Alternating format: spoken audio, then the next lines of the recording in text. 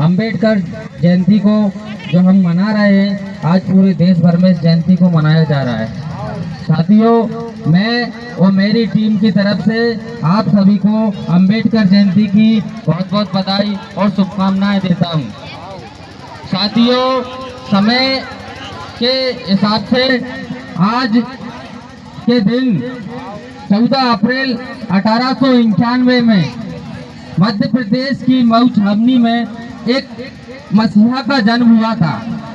आज से 135 साल पहले उस मसीहा ने संघर्ष, त्याग, बलिदान और समर्पण सब कुछ झेला।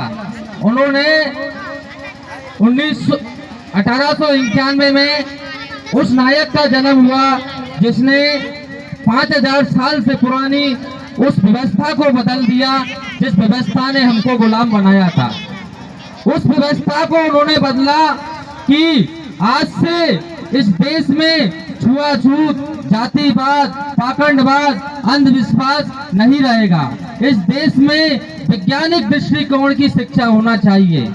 लेकिन बाबा साहब अम्बेडकर को हम मानते हैं, उनके विचारों को भी हम मानने का प्रयास करते हैं, लेकिन हम उनके विचारों पे चल नहीं पा रहे। हम फिर भी कहीं ना कहीं अंधविश्वास, पाखंडवाद और अशिक्षा के शिकार में है। तो साथियों, हमको इस व्यवस्था से निकलने के लिए बाबा साहब अम्बेडकर ने हमको एक हथियार, सबसे बड़ा हथियार दिया, वो है शिक्षा का हथियार।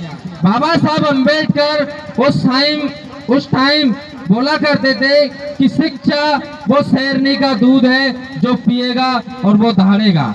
तो इसलिए हमें हमारे बच्चों को ऐसी एजुकेशन, इस प्रकार की शिक्षा देना चाहिए कि वो इस प्रकार से समाज में हो रहे जातिगत उत्पीड़न, शोषण, अन्याय, अत्याचार के खिलाफ मजबूती से खड़ा हो सके।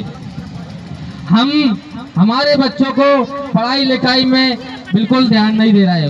उसका कारण क्या है कि हमारी जो समाज है वो नशे में ज्यादा लिप्त है। आज की युवा पीढ़ी और हमारी समाज को नशे ने इस प्रकार निगल लिया कि हम शिक्षा से दूर बनते जा रहे हैं। साथियों, आज जो नशा हमारे लोग करते हैं, लगभग एक दिन में 100 से 150 रुपए खत्म कर देते हैं। तो इसको महीने में जोड़ा जाए तो 3 से 4 हजार रुपए महीने का हमारा एक आदमी नशे में उस पैसे को खर्च कर रहा है। अगर हम उस नशे को छोड़कर इस पैसे को बचाकर हम हमारे बच्चे को हम अगर शिक्षा में लगाएंगे, उसको अच्छी एजुकेशन दिलाएंगे, उसको अच्छी ट्यूशन दिलाएंगे, उसको अच्छी कोचिंग दिलाएंगे, तो वो जरूर से तरक्की करेगा। और जब तरक्की करेगा, कहीं भविष्य में जाके किसी बड़ी कुर्सी पर एसपी, कलेक्टर, एसडीएम, डीएम पर बैठेगा, तो उससे जातिवाद का जो टेग है वो खत्म हो जाएगा। अगर हमें इस देश से जातिवाद को खत्म करना है तो हमें हमारे बच्चों को उस शिक्षा दिलानी पड़ेगी, और शिक्षा दिलाने के साथ साथ उसको कुर्सियों पे बैठाने का काम करेगा। आरक्षण से हम जो हमारे बाबा साहब अम्बेडकर ने संविधान के द्वारा हमें एक आरक्षण दिया है, उससे हम सीएम, डीएम, एसपी, तहसीलदार, पटवारी, जो भी सरकारी पद है उस पे हम आरक्षण के द्वारा बैठाएंगे। और लोकतंत्र के माध्यम से, वोट के माध्यम से हम विधायक, सांसद, सरपंच, पार्षद हम बनाने का काम हम वोट के द्वारा करेंगे। लेकिन जो लोकतंत्र है, उस लोकतंत्र में मतदान का जो हमें अधिकार बाबा साहब अम्बेडकर ने संविधान के द्वारा दिया गया है, हम उसका यूज भी सही तरीके से नहीं कर पा रहे हैं। इसके कारण ना तो हमारे विधायक, सांसद, पार्षद, सरपंच बन पाते हैं। हम जब चुनाव का टाइम आता है, जब वोटिंग का टाइम आता है, तो हमारे लोग दारू, मुर्गा पेशों में बिकने का काम करते हैं। हमें इस प्रकार से अगर हम बिकने का काम करते रहे तो हमारी आर्थिक मुक्ति का काम कौन करेगा? शिक्षा ही सारी समस्या की चाबी है और सत्ता भी सभी समस्याओं की चाबी है। तो हमें शिक्षा पाकर सत्ता को भी ग्रहण करना पड़ेगा, सत्ता की ओर जाना पड़ेगा, क्योंकि सत्ता ही हम सबकी सभी प्रकार की मुक्ति कर सकती है। अगर हम सत्ता में नहीं पहुंचे, उस गलत विचारधारा के सोच, जातिगत विचारधारा के सोच अगर सत्ता में पहुंचेंगे तो वो तुम्हारे ऊपर फिर से शोषण और उत्पीड़न प्रशासन के द्वारा करवाते रहेंगे। तो मैं लास्ट में यहाँ की प्रशासन से एक निवेदन करना चाहता हूँ और उनको एक चेतावनी भी देना चाहता हूँ कि जो पनवीर खेड़ी में यहाँ की मूर्ति को 2 बार खंडित किया गया है, तो प्रशासन कान खोल कर सुन ले।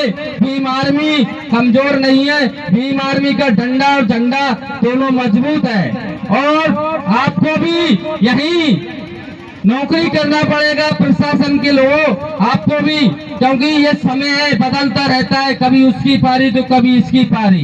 अगर हमारी जिस दिन सरकार आएगी तो हम इस प्रकार की घटनाओं को रोकने का काम सबसे पहले करेंगे और अम्बेडकर जी की विचारधारा को कोई भी रोक नहीं सकता, क्योंकि उनकी विचारधारा समानतावादी सोच की है, उनकी विचारधारा मानवतावादी सोच की है। उन्होंने उस वर्ग को ऊपर उठाने के काम जो किया है वो कोई नहीं कर सकता है। तो साथियों, हमारा जो उत्थान आज हम इस व्यवस्था पे यहाँ खड़े हैं, उसका योगदान भी बाबा साहब अम्बेडकर का है। इसलिए ऐसे महान पुरुष को मैं नमन करता हूँ और आपको भी अपने बच्चों को ऐसे महापुरुष के विचारों से जोड़िए, क्योंकि हमारे महापुरुष के विचार बहुत महान है। और मुझे तो इस प्रकार की सोच से घृणा भी होती है कि हमारे बीच में इतने महानायक पैदा हुए जो इतनी बड़ी बड़ी शिक्षाएं उन्होंने ग्रहण की। अम्बेडकर से बड़ा पढ़ा लिखा व्यक्ति कोई था कि इस देश में? हम उस महामानव को ना मानते हुए पाखंड और अंधविश्वास में घुसते जा रहे हैं। हमें ऐसी व्यवस्था को छोड़कर बाबा साहब अम्बेडकर के बताए रास्ते पर चलना है और हमारी आर्थिक, राजनीतिक, सामाजिक मुक्ति हमें पाना है। तो साथियों, मैं अपनी वाणी को यही विराम देता हूँ। एक बार जोर से बाबा साहब अम्बेडकर